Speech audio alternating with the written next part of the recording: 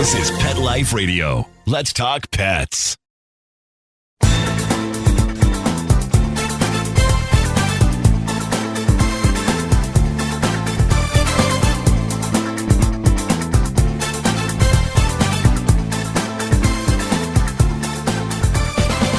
Hi, everybody. Cheryl from Unleashed. And today I have a wonderful guest, Dr. Dawn Filos. And she's a pet vet that does mobile pet care, whether in your house or in her mobile van. And may I call you Dr. Dawn? Absolutely. Join the club. Well, welcome to the show. And I want to talk about this terrific book that you wrote. It's called Tales of a Pet Vet, Stories from the Clinic and House Calls. Now, you've been a vet for, you said, over 30 years, correct? Yeah, over 32 years. And I will just say, I didn't have a big van that I worked in the driveway. I went in the house, which you probably got a lot of that with the cat stories. So I just came right on in, worked in bedrooms and all those other places. But basically, Sure, the animals were not stressed. They were less stressed than they don't love that I was there, but they're happier in their home than having to leave the home.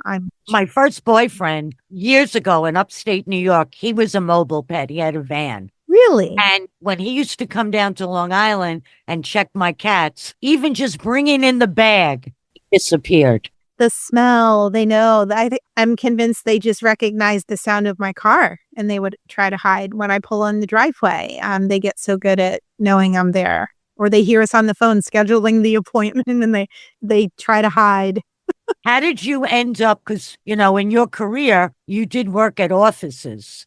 How did it come to be that you said, this is how I'm going to do it? Because I don't understand how you could remember, in detail, some of these, patients. And I have to say, this is a learning book. It might be your memoir, but you could get so many tips on what to do. And if you think about something and you're not sure, you've got it in here. I agree. It's called a hybrid memoir. So it's about me, but really it's briefly me. And it's about my patients and their families with information to help to drive those stories. Some chapters are a little more information, but it is not just a simple straight memoir. And I think there's certain things that I think are important to share with pet parents. And it goes from the full spectrum, from puppy and kitten all the way to senior years and end of life. And, I had this blog and feedback from some of the topics, some of which, it evolved from straight information to augment my visits, be them in the house or, I taught a pet first aid class. So I had all this medical information, but then I started writing about some of these funny or the human animal bond and the psychological benefits and, and just how it helps people that live alone, that things that touched my heart.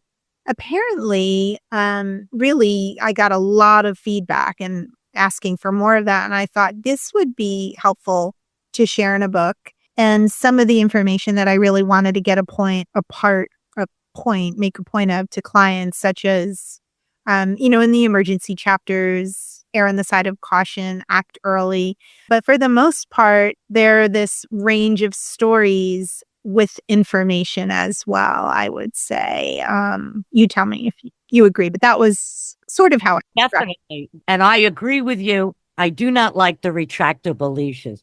I think that someday, God forbid, somebody's going to be decapitated. It's like a wire. Yes, it's on the top 10 list of the top 10 list of every veterinarian. It's a recipe for disaster.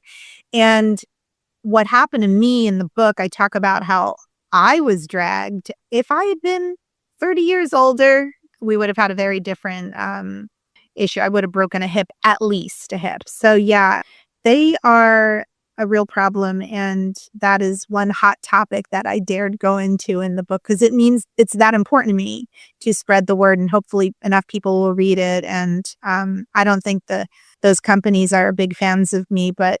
Well, I think a lot of people use it because they walk on the street and their dog works on the grass, but it's it's the most ridiculous thing. I don't know how they have control of the animal. Well, they don't. If you think your thumb can control a 90-pound dog sprinting 20 miles an hour, you can't. And I live to tell about it. Well, I know they use it a lot for smaller dogs. But still, I list the behavioral reasons. It's dangerous for the dog and there's so many other, there's no size dog where I think it's appropriate or safe. And I wanted to talk about the senior pet parents. I love that chapter. That was great. I love my senior pet parent. I think you asked about what got me to start the house call practice, and I didn't fully answer. So part was having done an in-home euthanasia, and that was a game changer. But my senior pet parents that I would meet, or they would have to take a cab in because they weren't driving and they're living alone and they're waiting until it's a severe problem just to come in.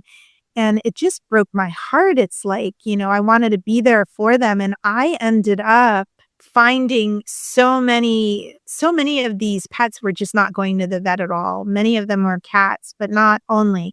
And I met so many senior clients that were widowed or widowers. And I talk about some of them in the book. And there's so many that just really, really changed how I saw what the impact. I mean, you see it, we live it.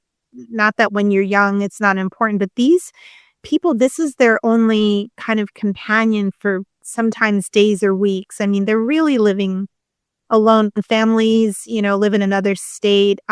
It's surprised me, but they're wonderful. And I talk about a few of I love the challenge of veterinary medicine, and I love the challenge of a curmudgeon-y senior client who's like just had enough. I get older every day, every minute, and I get it, and it's sort of like when I would break through that shell, if there was a shell, there's so much to learn from that. The older people they have life experiences and they have a different perspective.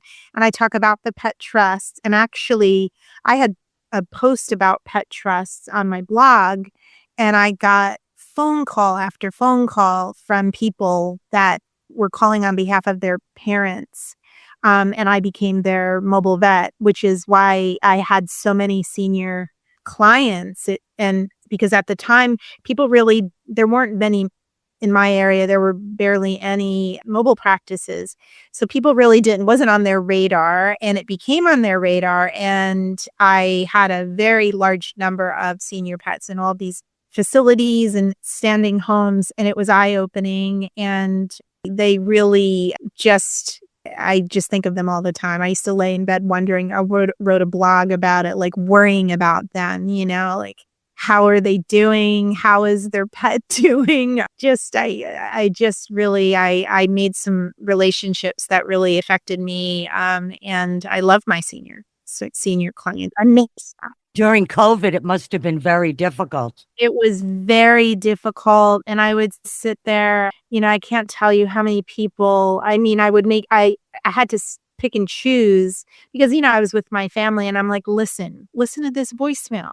I have to go see this person. So I worked in garages and laundry rooms and lawns outside with like double, triple leashes. I didn't see that many cats because they were a bit of a flight risk, but I made myself get there, particularly for my senior clumpy.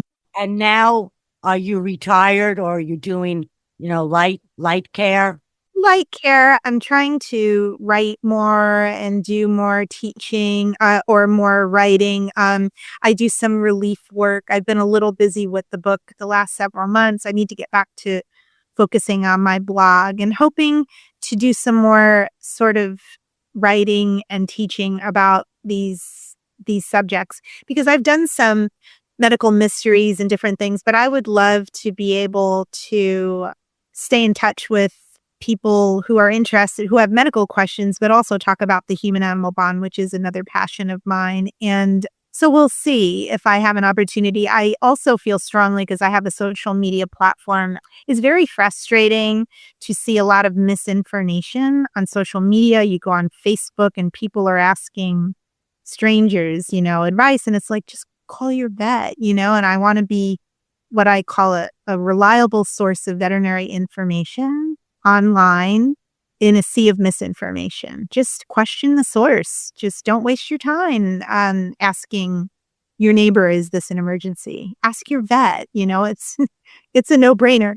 And hopefully people have a vet that they love and trust, and therefore will feel free to do that. And so I think it's important. And so that's sort of something I'm trying to do more of later in my career as I sort of semi-retire.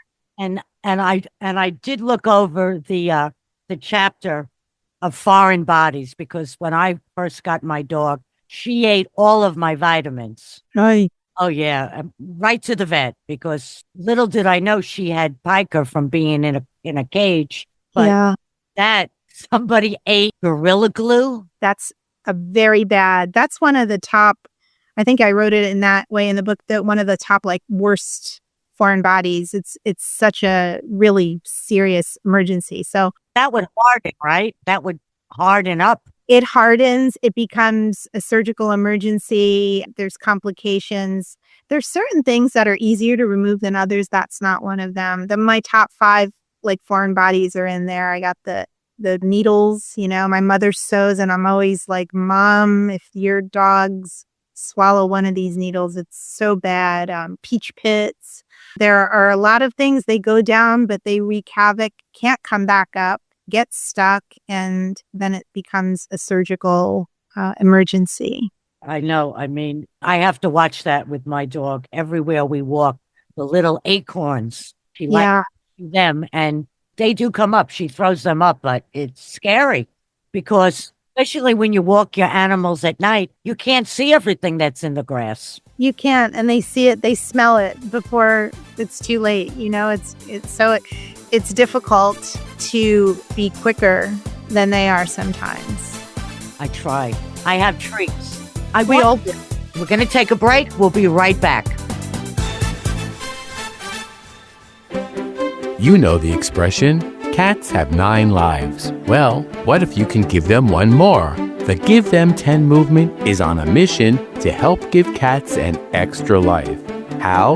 With spay and neuter. Spaying or neutering your cat helps them live a longer, healthier life. And it helps control free-roaming cat populations too. Learn more about the benefits of spay and neuter and meet Scooter, the neutered cat, at GiveThem10.org.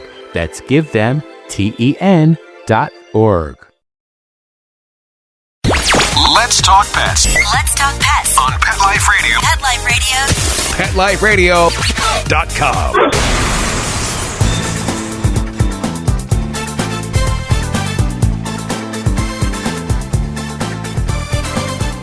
Well, we're back, and today I have Dr. Dawn Filos, and I wanted to ask you about the golden turmeric, the paste. Uh-huh. Yeah. I know in the food, it's very good to put it in their food. But you make a paste out of it? I make a paste because some pets may not like it or eat around it. And so I make a paste. It can last about 2 weeks. The recipe is in the book. And sometimes they'll just eat it straight. I found one way, I put some notes. I think my experience is more pets find this recipe tweak a little more palatable. If you can kind of get an idea of how much you're giving, if you mix it too much in a big thing of food, and if your pet is a little picky, you don't know if they've eaten it.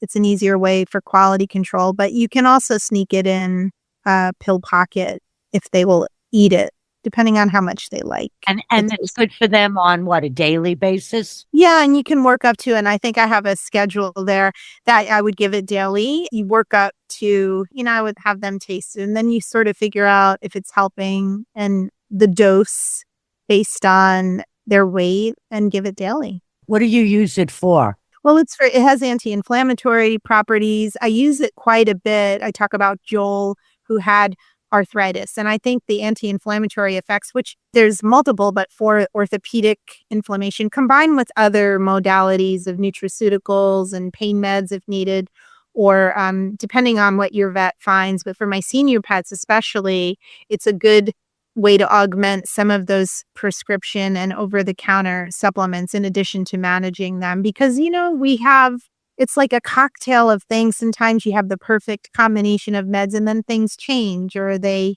metabolize the drugs differently. So it's nice to have lots of options. I get, particularly with my house call, I did a lot of hospice or senior pets, a lot of geriatric medicines. So many of my clients or patients were older cats and dogs who had arthritis, and we were trying to figure out how to give them more of a quality end or senior years, not just quantity, so to keep them comfortable. And I talk about there's so many things that we can do now that we know and products that we have at our disposal to not just extend their lives, but to keep them comfortable in their senior years. And that's particularly important to me. And so that's one of many things in my sort of tool belt. And we see what works and what doesn't. And we get a perfect combination for each pet.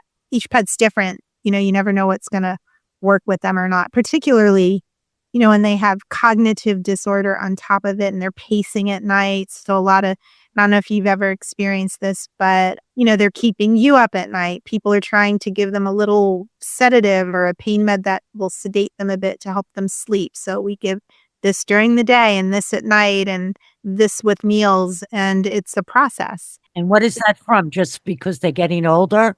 And anxious? They're older. Sometimes it's an orthopedic issue. Sometimes it's a cognitive sort of wandering, they wake up and then they pace. Sometimes it's a combination. And so we try to figure out what it is and what's working and what's not working. And sometimes that guides us to the ultimate problem. Sometimes we image. Usually we know what's going on. We just have to figure out the way for them to have a good quality of life, and their families who are trying to sleep, and the dog, so putting up gates. If they go down the stairs, they can't get back up, or vice versa, and then they're barking. So, and that's another really helpful thing for house calls. I just walk around. Okay, these stairs are too steep. You need a ramp here. You need your older arthritic dog is slipping on the hardwood floor. Get some of these yoga mats or, rugs or some of those thick cushions that you see. They're like playground, like hopscotch. I have so many pet families that have them all over their floor for their older pets, but, they get down and they can't get back up.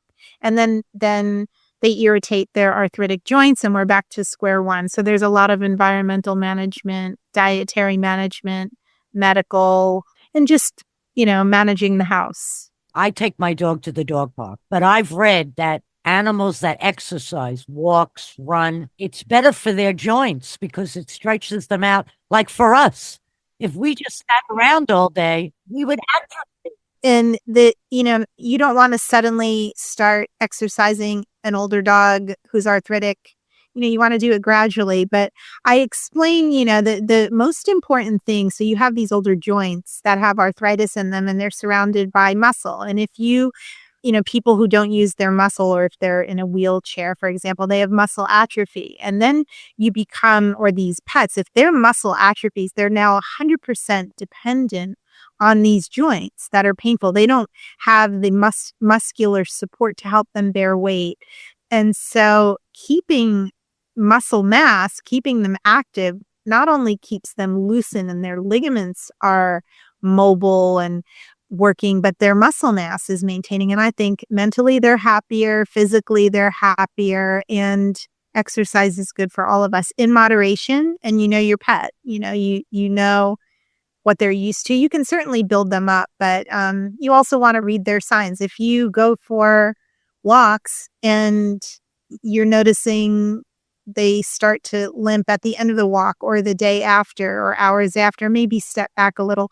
Pool, swimming, aqua, it takes away the weight bearing. That's a fantastic way if particularly for senior pets who, if they might swim, it's a way for them to work their muscles and maintain them without the weight bearing pain. And so not everybody has that option, but it's, everybody has a different environment and we work with what's realistic for that pet family. Do you still have your dog, India? So it's so sad. I euthanized her on April 29th. I had another house call vet come to my home because, as you can see, and it's so sad that she's not here in the book, is because she had so many problems, as I talked about, like all of our just terrible luck so many people in my profession have. And it's funny, I'm sitting here next to this windowsill and I noticed just today, like she scratched all the paint and her nail on the ledge, just waiting when we went out. And I didn't even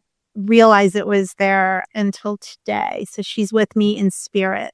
How old was she? She was turning 14. And that dog, I mean, I think I mentioned in several chapters, she is featured because she had a laundry list of issues.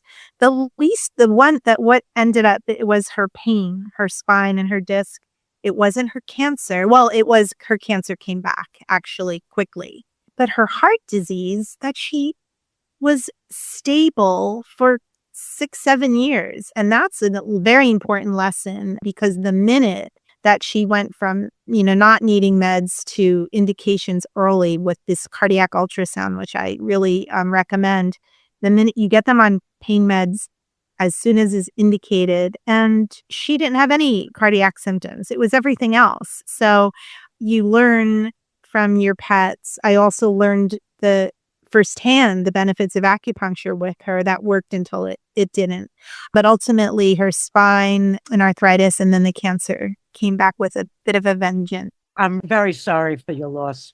Oh, thank you. I mean, it was such an awful decision, but it was the right decision, and not one more day I intervened. It was the perfect day because I knew what to look for. So in this book, that is another thing I wanted to get across, that, if you're comfortable with the process, to educate people about the euthanasia process. Some people never want to intervene, but for those that do, and I do, to spare them of inevitable suffering, pain and suffering. Once I made my mind up, it was done the next day. You have to. And they let you know. If you look for the signs, they do let you know. They do let you know. Cats is easy. They just stop grooming themselves. Yeah. Cats are very different, as you know. But even though I know what I know, I mean, this was the most difficult decision. So I admit that, and I didn't share it in the book because it hadn't happened yet, but I'm a pet parent and a vet. So I've had so many situations. I sympathize with my patients, my clients, and I hope they know that. I hope they know one of the things I wanted to get a point in this book is it's not just me, it's my colleagues. Like, we're in this because we love what we do. And if you don't really feel confident that that is the case with your vet, find another one. And you should love your vet and feel confident because they're out there. They're just waiting to meet you, and you should really, your dog or cat or pets, if they're lucky enough to be like Nita, you're going to be with them the whole life of your pet, hopefully. And you want somebody that knows them and advocates for them and you're comfortable with, and you can share, admit, okay, he did eat the whole jar of peanut butter, whatever, that's fine. No secrets. We need to know what we need to know so we can best help your pet. As long as it doesn't have birch in it. And a few other, or artificial sweeteners. And there's a lot of information. I have a blog, Dr. Dawn the Pet Vet, where I have so many posts about all this other stuff that's maybe not in detail in the book, what you can feed, what you can't feed, what to do if, and personal anecdotes similar to our. People fall into the blog or they write? No, but what people can email, I have a lot of social media pages too, and I feel like I get a lot of information from feedback on Instagram. I have Facebook, and if people are asking me the same question over and over again, I'm like, okay, I need to blog about this or mention it in the book. And because these are topics that people are interested in. And so that's how I approach it. Sometimes I have Q&As. I have one coming up next week. Hopefully I'll be able to do more of those and have some time because I really enjoy talking to people like you and talking to clients. I enjoyed teaching. I like interacting with clients and pet parents. Most veterinarians are female. They are, it's an interesting transition in the face of veterinary medicine because that wasn't always the case, but it's over 70% women. And so the profession has evolved into that, and people need to be aware of that. I think they're getting used to having vets as women because they have no choice. It's hard to find. And then there are men graduating. It used to be there were hardly any women. And so now here we are. There's really not that many, colleges. There's not. There's more. There are a few more. And, you're a pet owner, a parent. We have a bit of a vet shortage. Like we have more pets. And so now they are increasing for various reasons, and it's all good, but it particularly came to light during COVID. So some of my alma mater, I went to the University of Pennsylvania, the classes are getting bigger. There's a new school out here in Long Island, one in Arizona. So we have more schools and more vets graduating. My friend went to, many years ago, it was very hard to get into a school in the States. There weren't that many. And he went to Belgium. He went to Brussels, and it was a 7-year course. Yeah. It takes a while because you have to come to the U.S. and work with American vets, and then you have a separate exam to make sure that everything is accredited. And so that is a long route. I had a bit of a long route myself. I didn't get in right away, but I stuck with it. But I was in the U.S., so it all worked out for me eventually. But yeah, that I feel for your friend. I didn't go that route, but I easily could have had things not turned out the way, I finally did get in, and I'm glad that I went where I went. People today, I did 30 years of cats. I was raised with dogs, and they were, the family pet. But yeah, the relationship between people and their pets today, especially dogs, I mean, it's a real relationship. They are the other. Their family, their child substitutes, their grandchild. Don't do anything for them. Yeah. And why wouldn't we? We have all these resources. We have this unconditional love. They don't talk back. They are just. Well. Some dogs do talk back. This is true. Many of them, but there are a constant source of companionship. And some people live alone, or families are sort of spread out. And I have a lot of friends. I talk about this as at my age, for every child that moves out of the house to college, it's replaced by a cat or a dog, because we have that need to nurture. And so sometimes they are somewhat literally replacing a child or a stand-in for a grandchild while we wait for them or miss them. So they serve a very big emotional, they fill a void. They are companions. They're a life, in my experience, and I talk about this quite a bit. They're a lifeline, I have come to realize, for so many people. And the responsibility of taking care of a pet can sometimes be the only reason people want to get out of bed or help them through a depression. And these are topics that, as I sort of semi-retire, I like to explore and talk about and be there. And I've realized, that my role in their pets' lives has made a difference, a big difference in their lives. And so it's very hard to have a bad day when you wake up and your dog is wagging his tail. I mean, right. How bad could it be? And how bad could you be? Exactly. They're not judging me. They're just loving me, and who doesn't? I go to the local dog park, and first of all, I made so many new friends through my dog, whether it's park or in my community. But these people are, they are into their animals.